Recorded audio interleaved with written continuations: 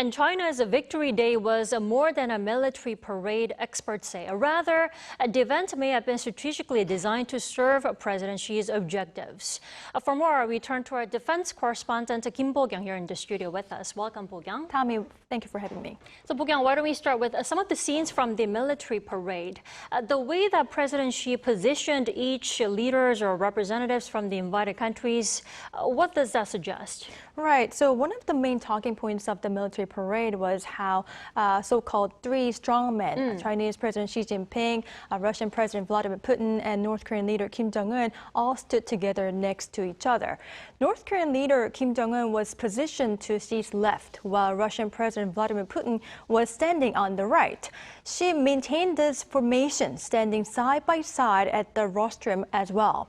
Kim standing directly to the left of President Xi represents China's intentional gesture of exceptional courtesy toward North Korea.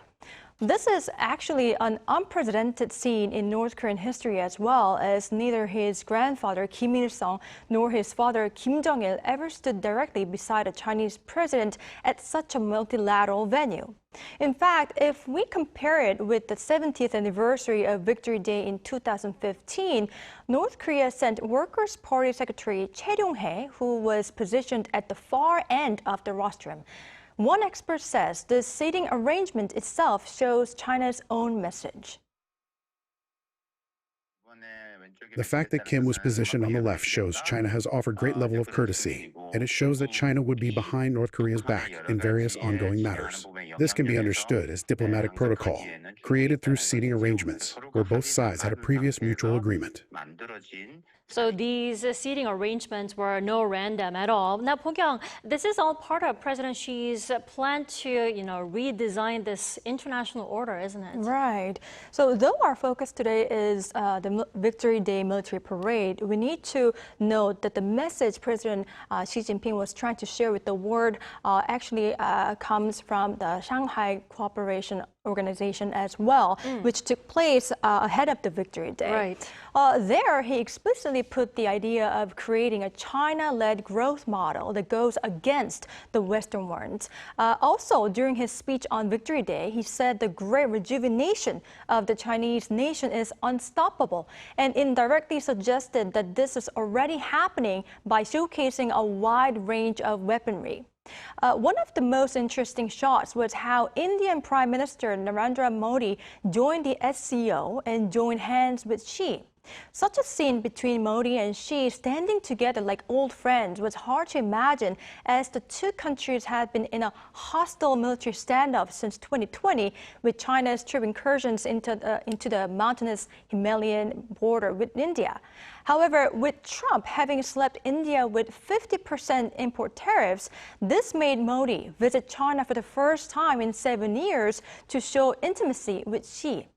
Though Modi skipped the military parade, the same expert says the fact Modi visited China itself would be quite painful for the U.S. to see.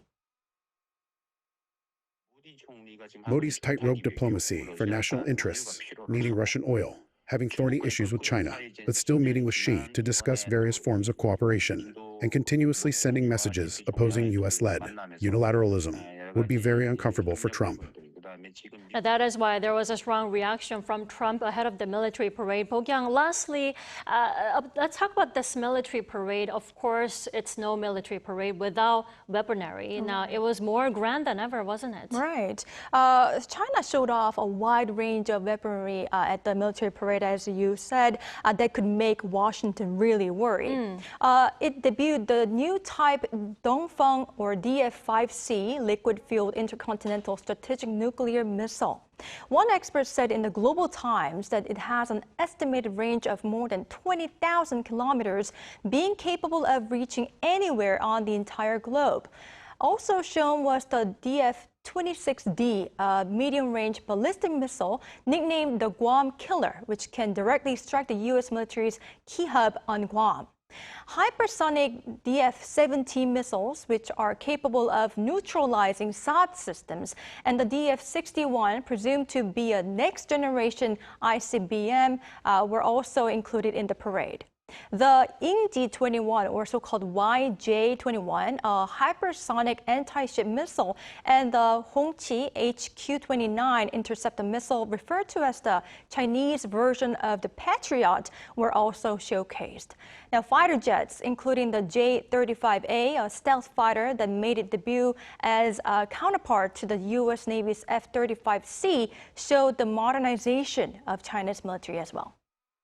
All right, Bo-kyoung, thanks for that coverage. We appreciate it. Thank you.